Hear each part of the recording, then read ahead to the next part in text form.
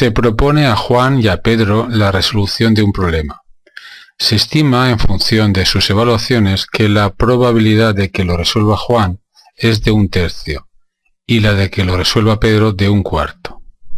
¿Cuál es la probabilidad de que el problema sea resuelto y de que no sea resuelto?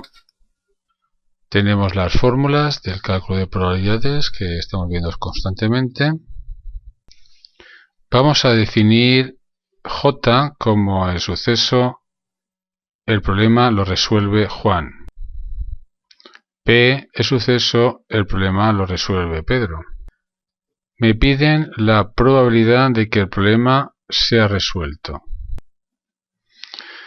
Bien, es decir, que lo resuelva Juan o lo resuelva Pedro, ¿verdad?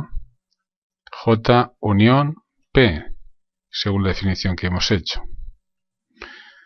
Vamos a la teoría. La probabilidad de que alguno lo resuelva, podríamos hacerlo de dos formas: pasar al suceso contrario y utilizar la fórmula de la probabilidad del suceso contrario que estoy marcando ahora, o bien utilizar la fórmula de la probabilidad de la unión. Las dos formas llegaríamos a lo mismo. Por ejemplo, si utilizo la fórmula, sería la probabilidad de que lo resuelva Juan más la probabilidad de que lo resuelva Pedro menos la probabilidad de que lo resuelvan los dos, Juan y Pedro. La probabilidad de que lo resuelva Juan, me lo han dicho, Juan tiene una probabilidad de 1/3, os pongo aquí, de que lo resuelva. La probabilidad de que lo resuelva Pedro es de 1/4, un poco menos. Y no lo han dicho, pero se sobreentiende que lo resuelva Juan o que lo resuelva Pedro. Estos dos sucesos, resolverlo Juan, resolverlo Pedro, son sucesos independientes.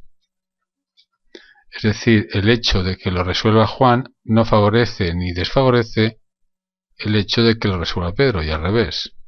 Importante detalle para poder hallar la probabilidad de la intersección.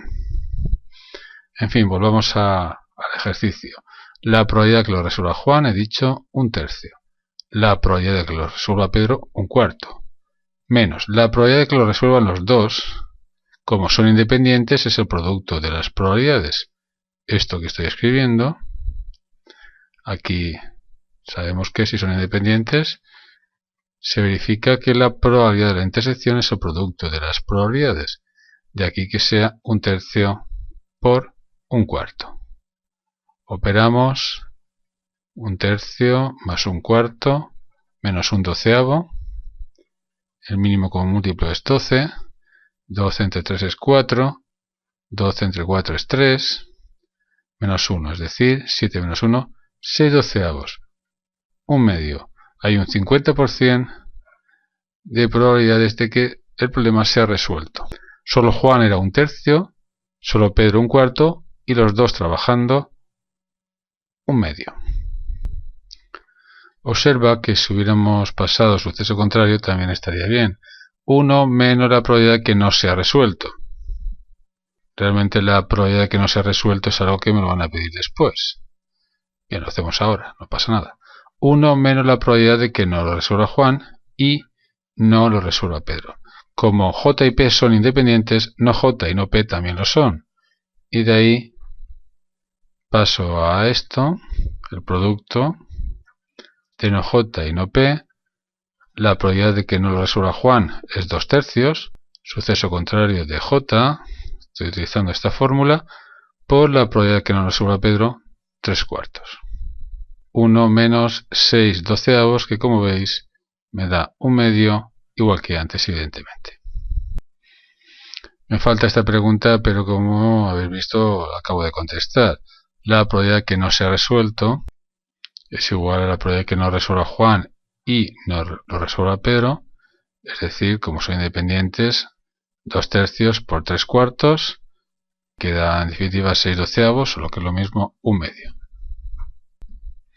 Lógico, porque era el suceso contrario de que lo resuelva.